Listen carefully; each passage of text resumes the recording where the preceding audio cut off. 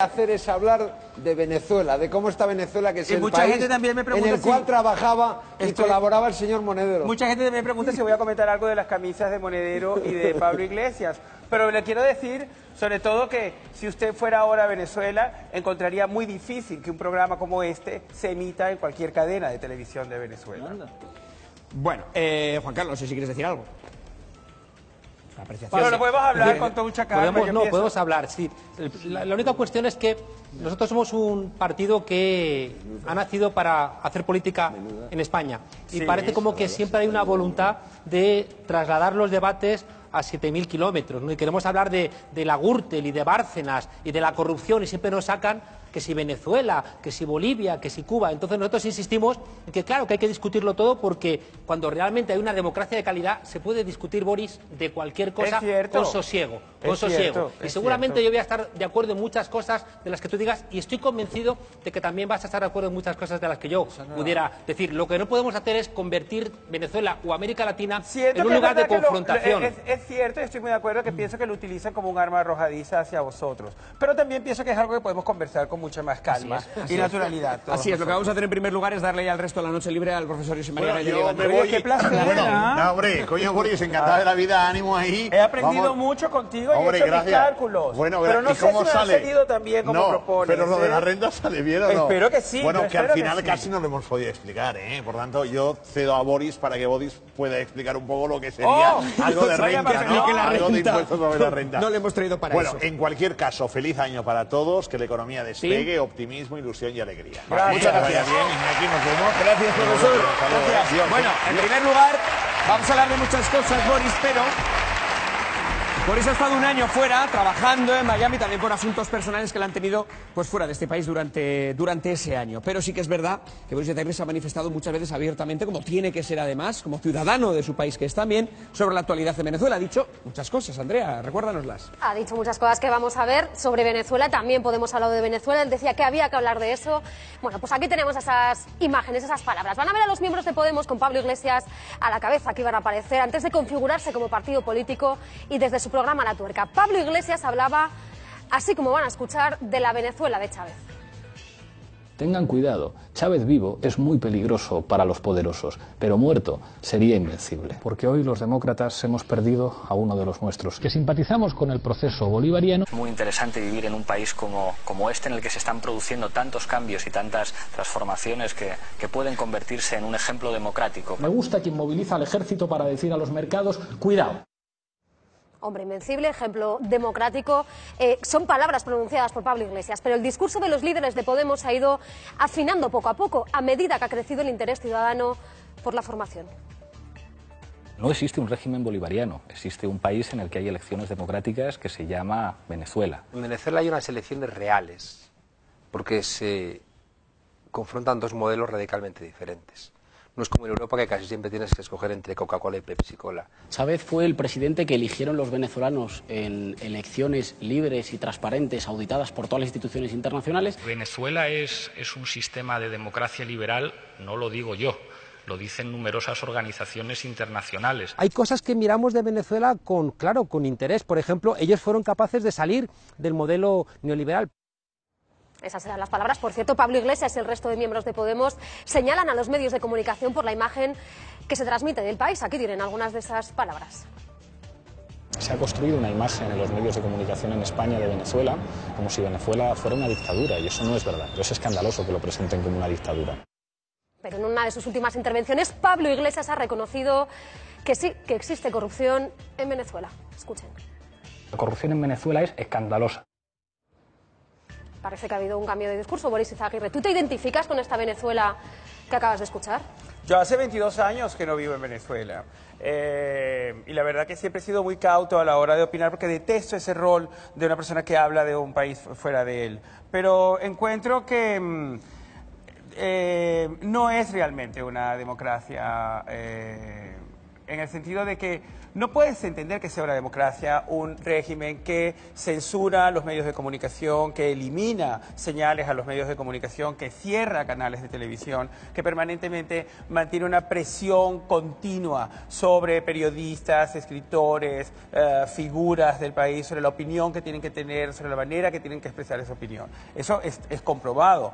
Todos sabemos que hay una cadena de televisión, Radio Caracas Televisión, que fue cerrada hace 6 años por el propio Hugo Chávez. Sabemos que hay un periódico como el periódico El Nacional, que es un periódico que permanentemente tiene problemas, incluso para poder adquirir papel para salir en la edición impresa. Sabemos perfectamente que han comprado un medio de comunicación con una serie de empresas diciendo que eran españolas. Es decir, es una noticia que sabemos, es una noticia con la que vivimos, no es una cosa que estemos aquí inventando. Entonces, sí pienso que eso evidentemente pues no es democrático. No es como la democracia que conocemos los que tenemos el privilegio de vivir en una democracia madura como la nuestra. Y otra cosa, el líder de la oposición, Leopoldo López, está en la cárcel. Es decir, por unas razones también completamente, es decir, no se abre el juicio hacia él, no hay manera de que realmente se inicie un proceso fluido hacia ese juicio. Y es muy complicado para la gente que vive allí esa situación. Como también es cierto que la oposición venezolana ha cometido unos enormes errores durante todo el tiempo que ha durado el chavismo, pero errores muy graves, y también es cierto que el chavismo siempre tendrá como explicación que la situación con la que se encontró era un país tan completamente corrompido, sus dos partidos políticos que tradicionalmente habían llevado durante 40 años el bipartidismo, lo encontró tan corrompido que creó una esperanza de cambio absoluto en las personas. Hubo quizás ese cambio, pero no lo vamos a saber este año precisamente porque este año es un país que se va a enfrentar a graves problemas económicos porque de lo que vive, que es un producto que se llama el petróleo, que el 98% del Producto Interno Bruto del país es el petróleo, ha bajado drásticamente de precio. ¿Y son menos corruptos los dirigentes chavistas que los anteriores? Por ahí. Pero yo creo que es un poco como el mismo tema de cómo vale el dinero, es decir, el dinero de hace 20 años valía más que el de ahora, por ejemplo. Entonces probablemente ahora hayan tenido que corromperse más para poder ser tan ricos como los anteriores. Bueno, tú llevas un año fuera del país, en esta ocasión me refiero a fuera de España, y desde luego la corrupción también ha sido aquí noticia. ¿De qué manera? ¿Cómo te has encontrado el país al volver? No, y es también un poco dramático cuando vives fuera de España, el poco tiempo que vivas, en cualquier caso, es un poco dramático que veas tan continuamente asociada la palabra corrupción al país, a España. Es de lo que hablan los medios de comunicación en el resto del mundo, del inmenso nivel, de que todas las instituciones han estado de alguna manera atacadas por la corrupción. Y es verdad que yo creo que ha sido para nosotros todos, yo pienso, no sé, cuando tú lees el periódico, la sensación de desasosiego, de inquietud, de molestia, es muy grande, es molesta, ¿no? Es una cosa. Yo, por ejemplo, a mí me pareció estupendo que realmente la infanta vuelva a ir al banquillo. Espero que no vaya a repetir el discurso de no sé, no me acuerdo, no me acuerdo, no sé, no me acuerdo, no me acuerdo, no sé, no me acuerdo.